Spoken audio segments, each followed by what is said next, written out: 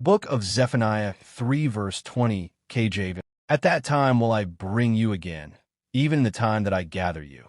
For I will make you a name and a praise among all people of the earth, when I turn back your captivity before your eyes, saith the Lord. A biblical story inspired by Zephaniah 3 verse 20. The gathering of the scattered. Many years after the people of Judah had been taken away from their homeland, the city of Jerusalem remained quiet and broken.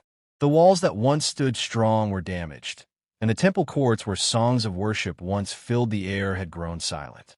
Among the scattered people living in exile was a man named Eliab.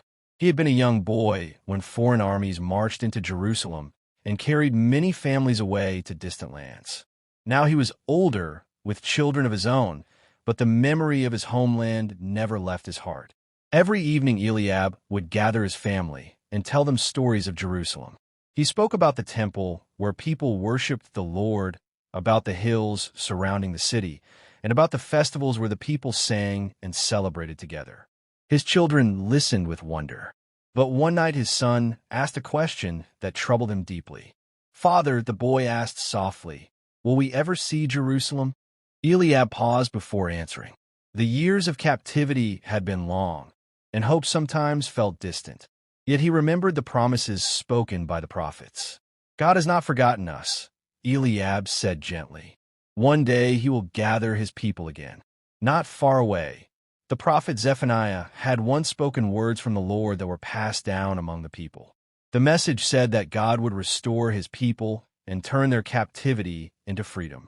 The promise gave many families hope during difficult years. One morning, news spread through the communities of exiles. Messengers arrived with an unexpected announcement. The king of the land had given permission for the people of Judah to return to Jerusalem and rebuild their city. Excitement spread quickly. For the first time in many years, the people began preparing for a journey home.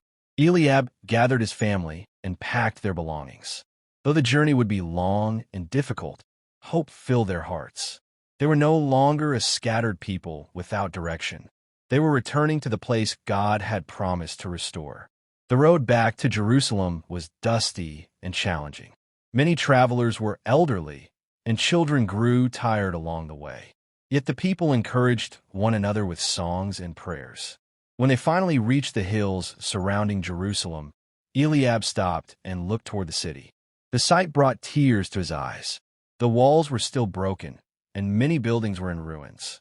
Yet to Eliab, it was the most beautiful place he had ever seen. "This is our home," he whispered. The people began rebuilding immediately. Stones were lifted, walls were repaired, and the temple foundation was restored. Day by day, the city slowly came back to life. Neighbors who had once been scattered across foreign lands now worked side by side. Families who had lost hope began to laugh again. One evening, as the sun set over the hills of Jerusalem, the people gathered together in the temple courts. Lamps were lit, and voices lifted in worship to the Lord. An elder stood among the people and spoke words remembered from the prophecy of Zephaniah. "The Lord said he would gather us," the elder declared. "He promised to bring us back and make our story a testimony among the nations." The people listened quietly. They realized that what they were experiencing was the fulfillment of God's promise. Their captivity had ended before their eyes. Years later, Jerusalem became a city known again among the nations. Travelers who visited saw a people who had once been scattered but were now restored.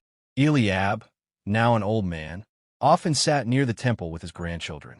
When they asked about the years of exile, he told them about God's faithfulness. "We were scattered," he would say, "but God gathered us. We lost our home, but God restored it." Never forget that the Lord keeps his promises. And so the people remembered the words spoken long before, that God would bring them back, restore their honor, and turn their story into praise among the nations.